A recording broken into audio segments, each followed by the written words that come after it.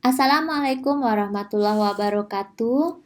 Pada edisi ini kita mencoba membuat proposal PKM, yaitu Program Kreativitas Mahasiswa Bidang Kewirausahaan.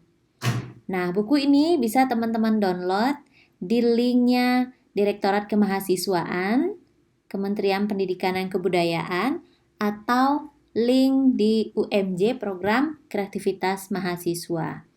Nah, untuk tahun 2020 inilah buku yang terbaru yang kita jadikan rujukan. Nah, teman-teman, daftar isi dari PKM Kewirausahaan ini berisi tentang pendahuluan, ruang lingkup, sistematika, dan seterusnya, lampiran-lampiran. Inilah yang akan kita persiapkan dari proses pengajuan proposal sampai pada formulir form-form penyusunan daftar pustaka, termasuk nanti persetujuan dosen pembimbing. Nah, PKM Kewirausahaan tidak semata-mata untuk mencari laba, tetapi lebih mengutamakan jenis komoditas usaha yang menunjukkan kepakaran tim. Kalau kita sebagai mahasiswa PGSD, maka diupayakan keahlian PGSD itu muncul di dalam program kita.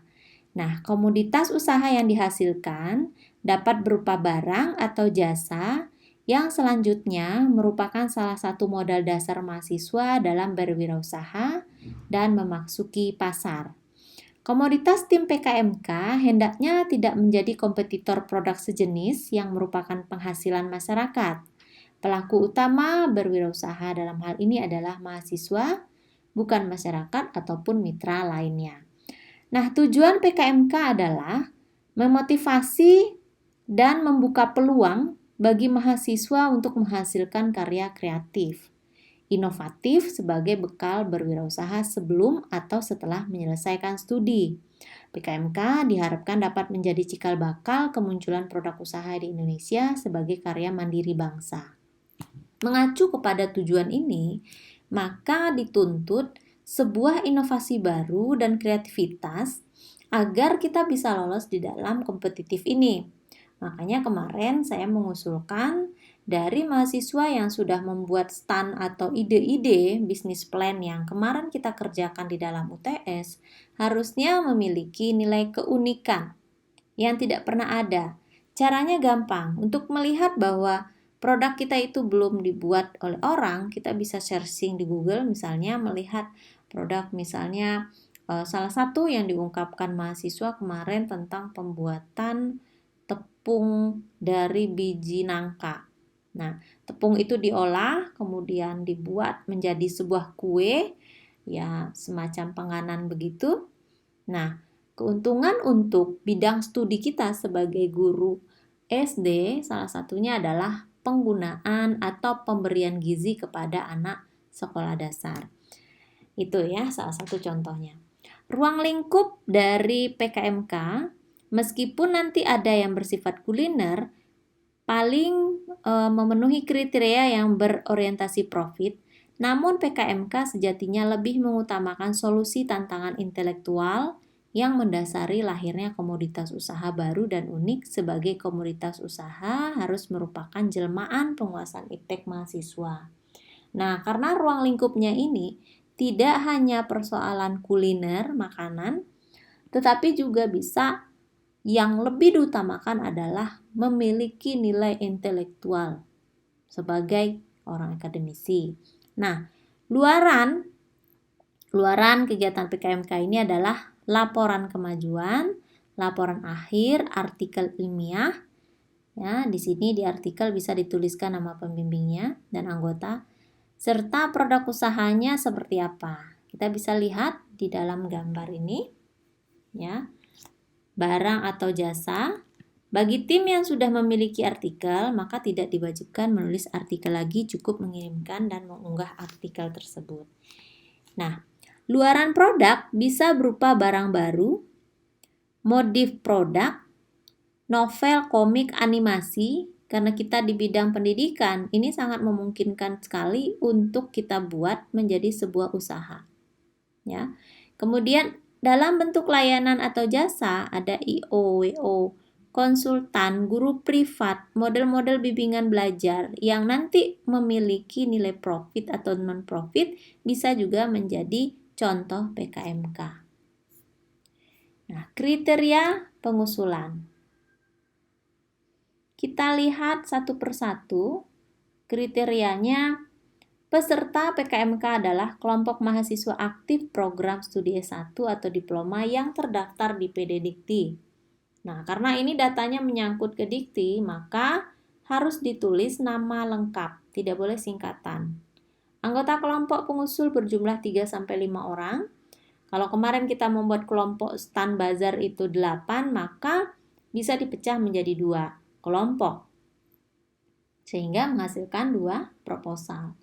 Nama-nama pengusul, ya, ketua maupun anggota harus ditulis lengkap ya, tidak boleh disingkat tadi, karena data ini akan terkait dengan sistem PD Dikti. Tidak terikat bidang ilmu, namun bidang kegiatan disarankan sesuai dengan bidang ilmu ketua kelompok tim, dengan anggota dianjurkan berasal dari lintas bidang. Kalau bisa, nanti dicari teman yang lintas bidang sesuai dengan topik yang diangkat. Kalau tadi contohnya kue yang berasal dari biji nangka, maka kita mencari mahasiswa S1 gizi, ya, bisa dimasukkan ke dalam tim kita. Mahasiswa pengusul dapat berasal dari berbagai program studi yang berbeda, ya, atau dari satu program studi yang sama dalam satu perguruan tinggi yang sama. Keanggotaan setiap kelompok disarankan berasal dari minimal 2 angkatan yang berbeda. Ini dimaksudkan agar ada proses kaderisasi. Seandainya nanti sudah lolos, Anda bisa berbagi informasi dengan adik kelas dengan perwakilan satu adik tingkat yang sudah memiliki pengalaman lolos. Nah, besaran dana kegiatan per judul 5 juta sampai 12.500.000. Saran saya buatlah di pagu yang maksimal, yaitu 12.500.000. Persoalan nanti diokekannya berapa, kita bisa lihat nanti kemudian. 6 sumber dana kegiatan ini berasal dari Ditjen Belmawa, ya, atau bisa juga memasukkan dana yang berasal dari internal perguruan tinggi atau dana yang bersumber dari sumber-sumber lain dengan melampirkan surat pernyataan bantuan dananya, dan jumlahnya tidak boleh lebih dari 50% dana yang diterima tim PKMK dari Ditjen Belmawa. 7. Sistematika proposal kegiatan. Judul PKM tidak boleh menggunakan akronim atau singkatan. Ya, tidak boleh lebih dari 20 kata. Mahasiswa menyusun dan mengunggah proposal. Isian lengkapnya itu memuat sampul pengesahan, halaman utama, isinya daftar isi, halaman inti, dan lampiran. Halaman inti itu isinya pendahuluan sampai dengan daftar pustaka, maksimum 10 halaman.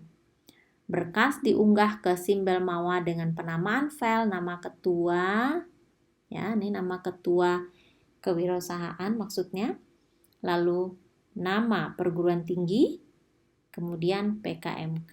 Ini bentuknya PDF. Kemudian divalidasi oleh dosen pembimbing dan disahkan oleh pimpinan perguruan tinggi bidang kemahasiswaan, biasanya warek bidang kemahasiswaan. Nah, kalau kita cermati dari sini, ada maksimal 10 halaman, berarti tidak boleh lebih. Biasanya kalau lebih dari 10 halaman, proposal Anda tidak akan dinilai. Makanya harus betul-betul kita hitung maksimalnya 10 halaman. Nah, proposal itu ditulis menggunakan huruf Times New Roman ukuran 12 dengan jarak baris 1,15 spasi, ukuran kertas A4, margin kiri 4 cm, margin kanan atas dan bawah masing-masing 3 cm. Ini ya, kerapihan dalam menulis dan sistematika yang runtut ini sangat dibutuhkan ketika kita membuat proposal, supaya nanti reviewer juga gampang untuk membacanya. Nah, halaman kelengkapan sampul sampai dengan daftar isi diberi nomor halaman dengan huruf I, ya, ini untuk daftar-daftar yang di depannya. Nah, diletakkan pada sudut kanan bawah. Halaman utama dimulai dari pendahuluan sampai dengan lampiran diberi nomor halaman dengan angka Arab, nih angka 1, 2, dan seterusnya yang diletakkan pada sudut kanan atas. format penulisan mengikuti sistematika berikut. Nah, sistematika ini kalau teman-teman perhatikan ya, ini saya kembali ya, daftar isi bab 1 pendahuluan itu isinya adalah uraian latar belakang atau alasan yang mendasari disusunnya proposal PKMK.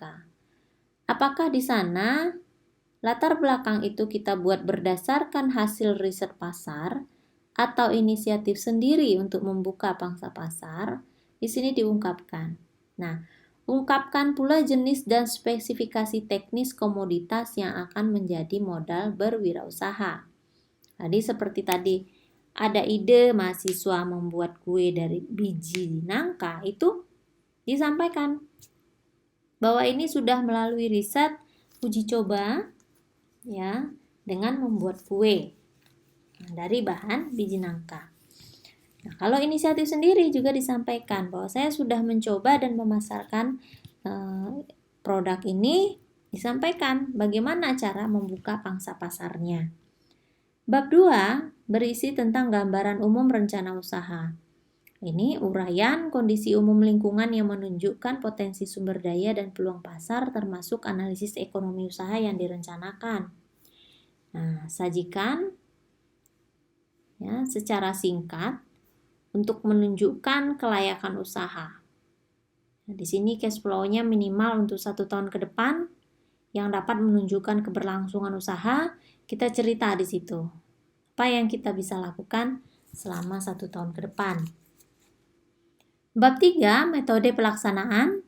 Ini menyajikan uraian tentang teknik atau cara membuat komoditas usaha, mengemas dan memasarkannya sekaligus tahapan pekerjaan dalam mencapai tujuan program.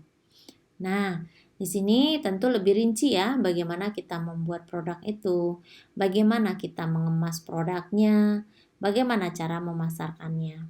Nah, ini adalah metode. Berikut bab yang terakhir adalah bab 4, biaya dan jadwal kegiatan. Anggaran biaya ini disusun direkomendasikan bagi pengalokasian dan penggunaan dana PKMK adalah 80% untuk kebutuhan operasional dan 20% untuk kebutuhan administrasi. Jadi operasional yang dimaksud bagaimana kita melaksanakan metode yang di atas ini, cara membuat komoditas itu. Nah, dana-dana operasional inilah yang besarannya 80%. Sisanya untuk kebutuhan administrasi. Administrasi misalnya fotokopi, laporan, kemudian surat menyurat itu tidak boleh lebih dari 20%. Nah, khusus untuk biaya perjalanan PKMK dilakukan seefisien mungkin. Dengan memperhatikan proses pengelolaan PKM berbasis daring, item biaya yang tidak diperkenankan diusulkan dalam RAB, ya, di dalam rancangan anggaran kita. Ini tidak boleh nih honor untuk tim, untuk dosen atau pihak lain ya, tidak diperbolehkan. Konsumsi, ini juga tidak. Pembelian atau penyewaan perangkat. Seperti kita mau beli komputer, mau beli printer, kamera itu tidak boleh. Kenapa? Karena peralatan-peralatan ini diasumsikan sudah dimiliki oleh mahasiswa atau dosen ketika dia mengajukan proposal ini. Jadi tidak perlu lagi membeli gitu. Kemudian penyusunan pengadaan dan penjilitan laporan ya, fotokopi segala macam ya. Laporan akhir itu kecuali PTS atau PTN yang mewajibkan hard copy, sebetulnya kita sudah masuk ke jalur online sehingga nanti pengajuan laporan pun kita bisa bersifat online, sehingga untuk fotokopi yang sifatnya hard copy itu sangat diminimalisir. Kertas tidak lebih dari 2 rim ya kan? Di sini dibatasi betul, ATK sesuai kebutuhan dan perjalanan seminar luar kota. Ini dibatasi. Rekapitulasi rencana anggaran disusun mengikuti format berikut. Ini ada format rencana anggaran biaya, jenis pengeluarannya, ada poin 1, 2, 3, 4, ini perlengkapan yang diperlukan, bahan habis pakai, perjalanan. Nah, saran saya di sini Anda lebih rinci. Perlengkapan yang diperlukan itu apa? Kalau ini kan mereka membuatnya hanya garis besar ya. Nah, bahan habis pakai, apa itu bahan habis pakai? Mungkin tepungnya, gula, apa segala macam itu dirinci. Perjalanan juga. Nanti di total biayanya di sini jumlahnya 12.500.000. Nah, berikut jadwal. Jadwal kegiatan berkisar antara 3 sampai 5 bulan, disusun dalam bentuk bar chart untuk rencana kegiatan yang diajukan serta sesuai dengan format pada lampiran. Nanti coba dilihat lampiran yang di bawah ini ada tentang jadwal. Daftar pustaka disusun berdasarkan sistem nama dan tahun dengan urutan abjad nama pengarang, judul, ya, tahun dulu, tahun, judul tulisan dan sumber. Dengan jarak 1 spasi, hanya pustaka yang dikutip saja yang dicantumkan di dalam proposal. Ya, proposal PKMK maksudnya. Nah, lampiran pertama biodata ketua dan anggota. Ini teman-teman mesti menuliskan dengan format yang nanti ada di lampiran juga. Kemudian biodata dosen pendamping. Kalau dosen pendampingnya saya akan serahkan 1 biodata kepada PJ kelas, nanti bisa di-share ke teman-teman kelompok yang lain. Lampiran 2, justifikasi anggaran kegiatan. Ada lampiran berikut. Lampiran 3, susunan organisasi tim peneliti dan pembagian tugas. Nah, ini nanti harus jelas nih, siapa bertugas sebagai apa. Nah, yang terakhir, surat pernyataan ketua pelaksana. Nah, berikut seleksi dan penilaian proposal. Ini sesuai dengan ketentuan sekarang sudah bersifat daring, maka penilaiannya juga bersifat daring. Penilaian kemajuan dan pelaporan. Ini ketika Anda nanti sudah dinyatakan sebagai pemenang, maka kita fokuslah pada aspek-aspek penilaian ini. Ya. Bagaimana caranya bisa lolos? Nah, bacalah ini. Ya. Sistematika laporan kemajuan. Ya, ini nanti ada template susunan sistematikanya, begitu juga dengan sistematika laporan akhir. Tapi kita belum sampai ke sini. Poin 9, 10, dan 11 kita tidak utak-atik dulu karena kita hanya menuliskan proposal PKMK. Artinya baru berkisar pada pengajuan saja. Nah, ini sistematika penulisan artikel, ini juga ketika nanti Anda sudah dinyatakan lolos, baru kita bincangkan poin 12. Nah, berikut juga yang 13. Ya. Nanti bisa menyusul. Nah, ini tadi lampiran. Format jadwal kegiatan. Kalau bisa ini dirinci kegiatannya apa. Ya, dilaksanakan pada bulan apa. Nah, tinggal ini diwarnai supaya menarik, nanti ini warna kuning atau warna merah gitu ya. Pelaksanaannya di 5 bulan. Lampiran kedua biodata ketua dan anggota. Ini bentuknya sudah ada format. Nanti Anda tinggal buat sesuai format ini ya. Diisi semua. Nah, pengajuan ditandatangani di sini oleh ketua atau anggota tim. Jadi ketua dengan anggota sama-sama membuat biodata. Begitu juga dengan biodata dosen pendamping. Nah, ini yang saya sebut tadi, saya sudah punya biodata saya share ke PJ, nanti PJ yang men-share ke semua teman-teman. Berikut juga ada tanda tangan dan nama lengkap dosen pendamping. Kalau dahulu ada bermaterai, tetapi di sini tidak dianjurkan ya, hanya tanda tangan saja. Tanda tangan ini diupayakan berwarna biru, nanti di-scan di bagian tanda tangan dan disatukan dengan biodata yang sudah ada. Nah, ini adalah lampiran 1 dan 2. Lampiran 4. Ini justifikasi anggaran kegiatan, ini contoh yang tadi saya maksud dirinci. Nah, ini rinciannya. Nah, tentu ini disesuaikan dengan kebutuhan teman-teman sebagai tim, volumenya berapa, satuannya, dan perjalanannya untuk keperluan apa, serta yang lain-lain kalau ada yang disewa. Jadi kalau sewa domain ya, ada sewa alat, nah ini bisa di sini masuk sebagai jasa sewa. Terbilangnya berapa. Nah, catatan, perhatikan hasil perkalian dan penjumlahan agar tidak terjadi penolakan. Ya, sehingga nanti jumlah total dananya sesuai dengan yang diajukan. Ini adalah susunan organisasi, ini lampiran 5. Dan pembagian tugas, nama, program studi, bidang ilmu, alokasi waktu, dan uraian tugas. Jadi, anggota 1 tugasnya apa? Tulis di sini. Ya, dirinci. Nah, Ini lampiran 6, surat pernyataan ketua pelaksana. Nah, kop surat, ambil kop suratnya UMJ, surat pernyataan ketua. Nah, ini datanya di sini menyatakan bahwa proposal PKMK dengan judul ini, ditulis judulnya di sini, asli karya kami dan belum pernah dibiayai oleh lembaga manapun. Bila mana di kemudian hari, ini semacam pernyataan ya, ditandatangani oleh dosen pendampingnya, mencantumkan nomor induk dosen nasional atau nomor induk dosen. Nah, ini juga ada materai 6.000 yang ditandatangani oleh ketua. Nah, ini nama lengkap ketuanya.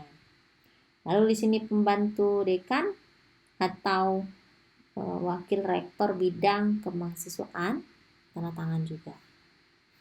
Nah, berikut lampiran 7, format penyusunan rujukan dan daftar pustaka. Ini menggunakan sistem Harvard ya. Ini ada contoh-contohnya, silakan diperhatikan di sini. Sumber penulisan buku seperti ini nih. Nama belakang, ya, tahun publikasi. Ini nama belakang, nama depan disingkat. Jadi nama belakangnya panjang, nama depannya disingkat. Tahun publikasi, judul bukunya cetak miring, edisi penerbit tempat publikasi. Ini contohnya O'Brien J.A. Jadi nama depannya ini singkat, nama belakangnya yang ditarik ke depan. Kemudian sumber penulisan artikel, ini bentuknya. Sumber penulisan proceeding, sumber penulisan skripsi, sumber penulisan website. Jadi semua punya aturan untuk penulisan. Nah, ini formulir penilaian proposal. Seandainya teman-teman ingin melihat apakah proposal saya ini layak atau tidak, penilaiannya, reviewer akan mengacu ke sini.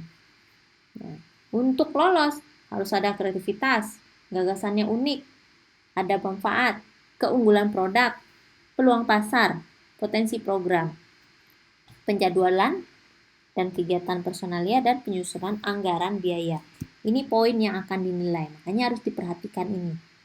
Nah, formulir penilaian kemajuan ini adalah penilaian ketika nanti sudah lolos, sudah dilaksanakan, maka ada penilaian kemajuan. Ini yang dinilai ya, metodenya gimana, hasil yang dicapai. Tapi ini nanti sebelum kita ke sini, proposal dulu yang kita harus selesaikan. Yang 10 formulir penilaian PKP 2, ini juga penilaian-penilaian, ini laporan akhir kalau nanti sudah lolos. Oke, teman-teman sampai di sini. Untuk penilaian artikel juga nanti penilaian presentasi PIMNAS. Nah, ini juga untuk luarannya poster. Kita berharap teman-teman bisa menyelesaikan proposal PKMK ini sebagai tugas ujian akhir semester yang dikumpulkan pada saat ujian UAS-nya. Kita berharap semua kelompok bisa membuat proposal dengan ketentuan 3-5 anggota di dalam satu tim. Jadi, dari mulai sekarang, teman-teman sudah membuat ide, berdiskusi dengan teman-teman, menentukan apa program yang akan dibuat, serta menuangkannya dalam bentuk proposal, lalu mengupload di Google Classroom kelas kita, supaya saya juga bisa membaca dan menilainya. Inilah luaran atau ujian pada akhir semester kita di mata kuliah Pendidikan Kewirausahaan dan Teknopreneur. Selamat membuat proposal. Silahkan bertanya kalau ada yang belum dimengerti atau ingin sharing diskusi di bagian kolom komentar di bawah ini. Jangan lupa like, share, dan subscribe. Assalamualaikum warahmatullahi wabarakatuh.